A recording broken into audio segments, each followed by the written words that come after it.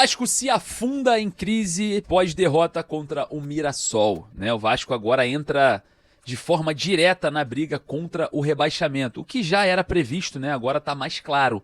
O Vasco transparece na tabela de classificações essa realidade, né? Mais um ano você, torcedor vascaíno, com a calculadora na mão, com desespero, e a gente sempre fala aqui, a gente vai repetir. Projeto de reconstrução, reconstrução, reconstrução, reflete para o torcedor destruição, né? O Vasco segue engajado a caminho da Série B do Campeonato Brasileiro, onde prospecção de patrocínio, mais uma mancha na história, mais uma vergonha para o torcedor, mais uma vez o Vasco mostrando, né, que tem dificuldades internas, políticas, mais um ano de reflexos negativos no Vasco. Esse é o processo de reconstrução, esse é o processo, isso é uma destruição. O Vasco está destruindo a sua imagem perante a todos os patrocinadores, perante todos os seus torcedores, perante os seus todos novos torcedores que não conseguem torcer para o Vasco, crianças assim que famílias vascaínas que estão perdendo, né, a identidade. Daqui a pouco, no ranking ali de torcida, a gente vai estar em último lugar se continuar nesse processo de destruição da marca Vasco. E eu vou falar um negócio para vocês. Desenhado o que o Vasco vai lutar esse ano, está desenhado para não cair. E você, torcedor? Mais uma derrota, o Vasco até cria, até joga bem, mas a áurea, né? A nuvem não deixa acontecer, né? As coisas estão acontecendo conforme a dança da gestão de futebol. Aí eu pergunto para você, Papai Noel vai, mais uma vez, dia 25 de dezembro, te entregar aquele presente, a fada do dente, vai deixar ali $10 para você embaixo do seu travesseiro, ou o coelhinho da Páscoa vai de novo fazer você acreditar que o chocolate vai estar lá na Páscoa? Eu não acredito mais. Você acredita? Enfim, boa sorte, porque a gente vai precisar. E eu vou falar uma coisa pra vocês. Não adianta a gente culpar o Lloyd, não adianta a gente culpar o Fusato, não adianta a gente culpar o Maurício Lemos, não adianta culpar o Piton, não adianta culpar o Verratti que não fez gol, não adianta culpar o Coutinho, que não tem ninguém preparado no Vasco pra preparar o Coutinho. Não adianta. A gente vai ficar nesse ciclo o tempo inteiro. Uma hora a culpa é do Fusato, outra do Léo Jardim, outra é do Diniz, a outra é do Lucas Freitas, a outra é do Lloyd, depois o Fusato, depois o Maurício Lemos, depois o João Vitor, depois o Verratti de novo, depois o Coutinho. A gente vai ficar girando nisso até quando? Sendo que os verdadeiros culpados, você já sabe. Você já sabe. Tem medo de colocar aqui nos comentários os verdadeiros culpados? Não? Então vai ali embaixo agora e coloque quem são os verdadeiros culpados por essa fase negra, difícil, escura, obscura, complicada do Vasco. Corre ali embaixo nos comentários. Coloca ali o verdadeiro culpado. Vai ali agora, digita ali.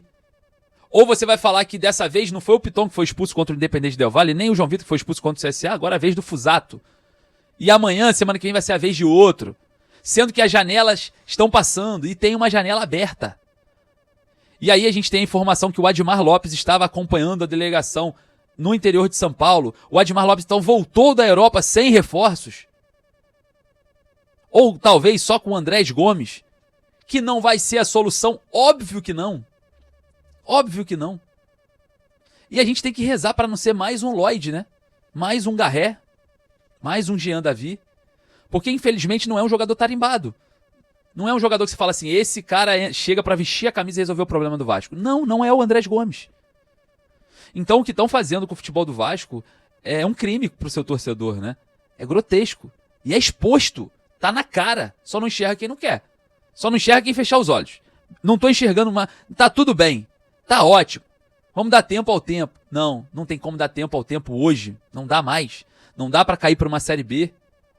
Não dá, não temos espaço mais para se recuperar. E eu vou falar logo, a Série B hoje é uma competição muito difícil. O nível de competitividade da Série B aumenta a cada ano.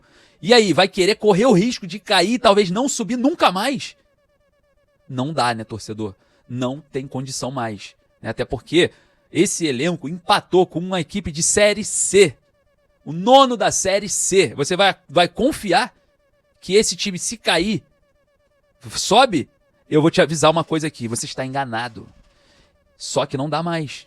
Já passou, já demos tempo ao tempo.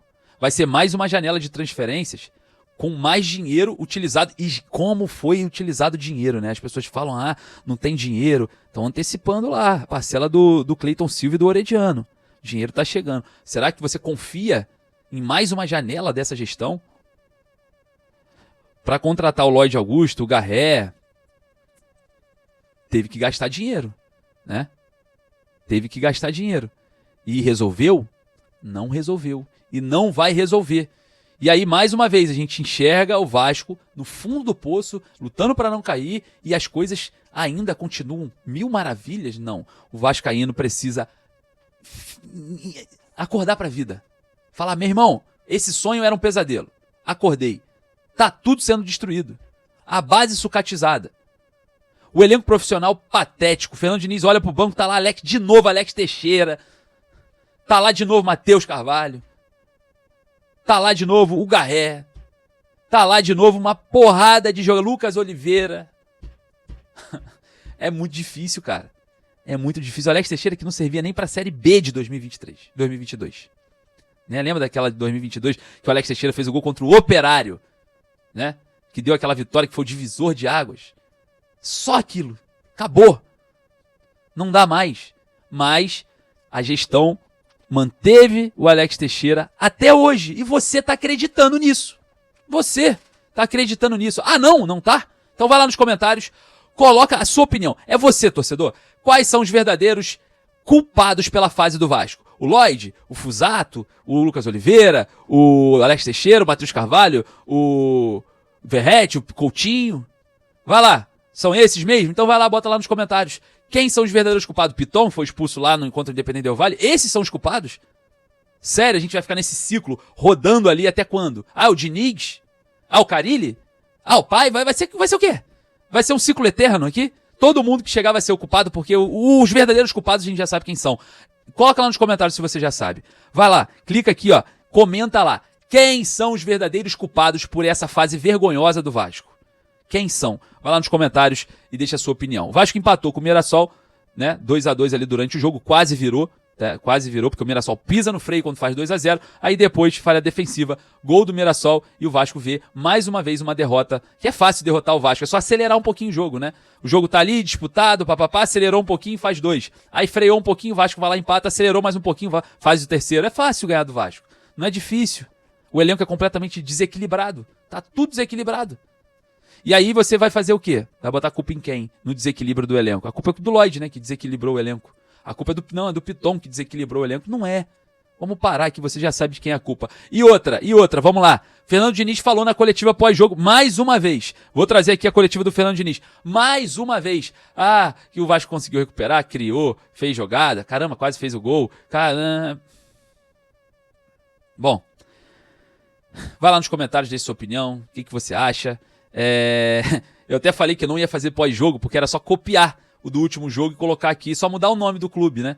Que aí ia ser mais fácil, ia poupar um pouco aqui o nosso trabalho, né? Infelizmente, a gente que nasceu para isso, que vive Vasco de manhã, tarde, noite, CT, diretoria, jogo de Sul-Americana, Copa do Brasil, enfim, a gente vive disso, nasceu para isso e infelizmente não dá para largar, é impossível largar. Mas estamos aqui com o nosso compromisso, pós-jogo, peço para você humildemente só deixar o like e vamos ouvir aí o técnico Fernando Diniz falando sobre a derrota, mais uma derrota do Vasco agora no Campeonato Brasileiro. Bom, fala aí, Diniz.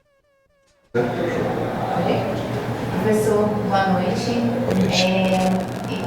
O Vasco chegou aqui precisando pontuar, esperava encontrar um Mirassol com tanta intensidade, tanto volume de jogo, tanto que fez o Vasco ter que buscar o placar. Bom, o jogo não teve nenhuma surpresa, foi um jogo equilibrado. Talvez o resultado de empate fosse até o mais justo pelo que aconteceu no jogo. E a gente acabou falhando mais do que deveria e o Mirassol soube aproveitar e acabou ganhando o jogo. Boa noite, Matheus, da TV Globo. Durante o jogo eu estive muito irritado com os erros defensivos, principalmente, acabaram cedendo os gols ao Mirassol. E em alguns momentos com tomadas de decisões também do Lloyd, depois que ele entrou. Na sua opinião, assim, tendo essa noção de que teria a janela de transferência aberta até o final do mês, agora, no começo de setembro, você entende que o Vasco precisaria de contratações na zaga, precisaria de reforços? De contratação, a gente vai falar internamente. A gente tem falado, o discurso é o mesmo, a pergunta é repetida. Então, vamos falar de mais uma vez. Os recursos financeiros eles são escassos no Vasco, eu já sabia disso quando eu vim para cá. E a gente está procurando um outro jogador na janela, mas a gente tem que melhorar aquilo que tem aqui dentro. Eu acho que tem um bom elenco e a gente tem que seguir melhorando. Hoje a gente falou os gols que a gente tomou 3 gols muito evitáveis, os 3 gols. A gente empatou o jogo, tivemos mais 2 chances para fazer o 3-2 antes do Mirassol, a gente não fez. Depois a gente teve mais uma falha, acabou perdendo o jogo. No caso, hoje o Vasco, a gente tinha comentado antes do jogo que vinha criando muitas chances nos últimos jogos, acabava não conseguindo concluir em gol, e hoje mostra um poder de reação, e depois de perder por 2-0, consegue buscar um empate, mas ainda assim sofre mais um erro defensivo. Quanto que esses erros, esses pequenos detalhes também influenciam, acho, no psicológico da equipe, na sua opinião, assim, de conseguir buscar um placar adverso num contexto complicado para vocês, mas ainda assim saindo daqui sem pontuar? Psicologicamente não tem o que falar. A equipe tomou 2 gols, reagiu, fez 2 gols e podia ter feito o terceiro antes do Mirassol. O problema não foi psicológico hoje, não tem nada a ver com psicológico. E não tem que abalar nada, nós temos que ser forte e buscar resultado. Não tem nada de. Vai abalar o que? O psicológico. Porque, tem que parar de errar e fazer o que a gente tem que fazer, começar a ganhar jogo. Sim. Esse papo agora, claro que vocês comentam muito que o que acontece no vestiário fica no vestiário, mas qual foi o tom de conversa que vocês tiveram agora depois do jogo? Eu vi os jogadores realmente, alguns sendo bem cabisbaixos, enfim, pelo resultado que vocês tiveram hoje, mas sabendo também que o Vasco tem um jogo importante no meio de semana, contra o CSA, decisivo, qual que foi o tom de conversa de vocês e o quanto que esse jogo também pode mudar um pouco da perspectiva do Vasco no restante da temporada? O tom da conversa, todo mundo tem que sair com a cabeça cabisbaixo, todo mundo está triste, alguns com raiva, é o que tem que sentir depois de perder o jogo, de perder, e ainda mais de perder o jogo da maneira como a gente perdeu. Então, eu tenho que ser cabisbaixo mesmo, e o próximo jogo a gente tem que se refazer rapidamente, fazer as coisas direito, para poder a gente conseguir a classificação na quinta-feira, que é um jogo decisivo para nós. Tem algo que você enxergou hoje no Vasco que te agradou mais, assim, que o time pode repetir nos próximos jogos? Eu acho que a primeira coisa é o poder de superação. A gente fez 2 gols e, repito, a gente conseguiu criar. Jogo hoje, o Mirassol, se pegar de 9 rodadas para cá, é o time que tem mais pontos no Campeonato Brasileiro, então a gente sabia que vinha num momento importante. A gente finalizou mais que eles, teve mais posse que eles, embora o jogo tivesse equilibrado, mais bola no gol, a gente teve chance de ganhar o jogo, era um jogo importante para ganhar. Eles vivem um momento do Mirassol, um momento melhor que o do Vasco. Se a gente estivesse vivendo um bom momento, muito provavelmente a gente teria vencido o jogo.